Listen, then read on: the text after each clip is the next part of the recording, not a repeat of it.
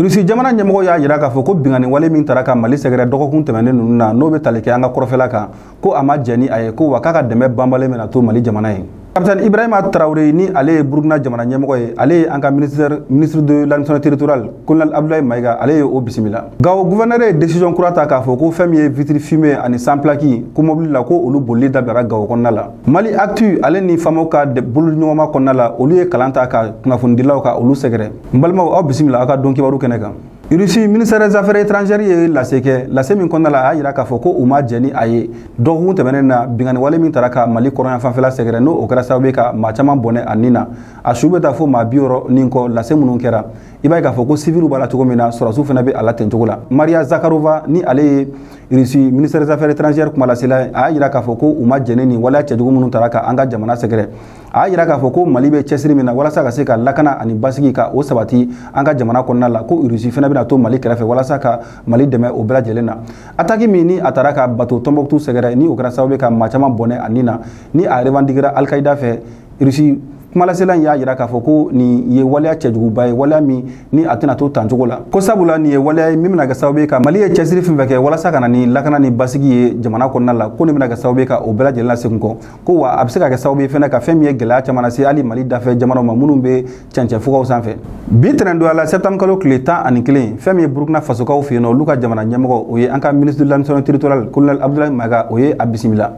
Lasigi kɔnɔna la fɛn min ye Abdoulaye Maïga ni ale ye an ka ministre de l'administration territoriale ye ni ale yɛrɛ tun ye délégation ɲɛmɔgɔ ye a ye lase dɔw kɛ lase min fɛnɛ kɔnɔna la a y'a jira k'a fɔ ko fɛn min ye nin taama ye k'u y'a kɛ ka se Burukinakaw fɛ yen nɔ walasa ka taa président Assimi Goïta ka taa a ka folikan ani a ka cikan kɔrɔtɔ lase fɛn min ye Burukina jamana ɲɛmɔgɔ ma. Halisa a ka kɔrɔfɔ kɔnɔna la a y'a jira k'a fɔ ko fɛn min ye Mali ani Burukina ye k'u jɛlen don gɛlɛya dɔw la gɛlɛya minnu bɛ tali kɛ kosɛbɛ lakanabaliya fo ka taa se politiko bunakun ma ani sɔrɔ busonni ka taa se o fana bɛɛ lajɛlen ma ko Mali ani Burukina u jɛlen don nin gɛlɛya la donc ko a ka kan tuma ni tuma u ka se ka sigi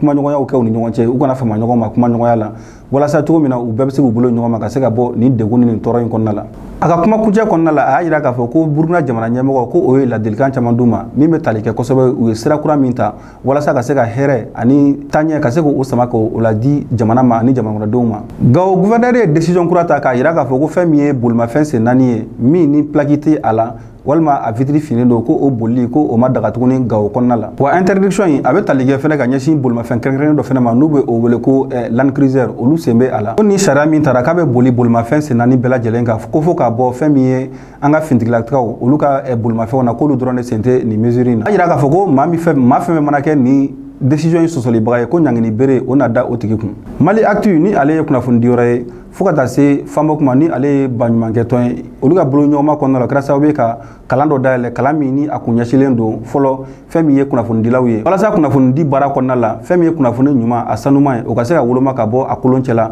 walasa kunnafoni ɲuman o ka se ka di kunnafoni ɲinibagaw ma. I b'a ye k'a fɔ ko nin formation in kɔnɔna la ni a kan ka mɛn fo kalo 8 kɔnɔna la a tɛna da kunnafonidilaw dɔrɔn ma hali maa minnu bɛ yen nɔ k'olu ka taa ni ka segin ka ca bɔlɔlɔ sanfɛla la n'u bɛ kunnafoni ɲini n'u fana bɛ sɛbɛnni kɛ n'u bɛ hakilinaw ɲini bɔlɔlɔ sanfɛla la a bɛna ta ka ɲɛsin nin maa bɛɛ lajɛlen ma walasa mɔgɔw ka se ka faamuyali caman sɔrɔ olu fana ka se ka kɛ sababu ye ka se ka kɛ ciden ka se ka maa caman fana bɛ yen nɔ k'o fana former u kɛrɛfɛ fɛn min ye a kɛra bɔlɔlɔ sira ye walima a kɛra kunnafoni di o a ka se ka cari kosɛbɛ k'a fɔ ko fɛn min ye n'i bɛ kibaruya n'i bɛ a di i ka se ka ɲuman ta ka bɔ kolon na. Kibaruya laban min bɛ an bolo o de ye k'a fɔ ko alamisa tan kalo tile 9 fɛn min ye armée ka kɛlɛkɛ pankuru dɔ ye i b'a ye k'a fɔ ko ale binna fɛn min ye Gawo kɔrɔyan fan fɛ i b'a ye k'a fɔ ko nin binni in kɔnɔna la maa minnu tun bɛ a kɔnɔna la n'o ye pilotes ye i b'a ye k'a fɔ ko a fila bɛɛ u sera ka u éjecter ka bɔ avion kɔnɔna la basi foyi ma se ka u sɔrɔ avion kɔni ale binna ale tiɲɛna pewu nka a kɔnɔmɔgɔw basi foyi ma se ka olu sɔrɔ. Balima nin bɛ dansegin kɛ an ka bi dɔn kibaru kɛnɛ kan aw ni ce a ka kulumajɔ la a k'an bɛn a ɲɔgɔnna wɛrɛ ma.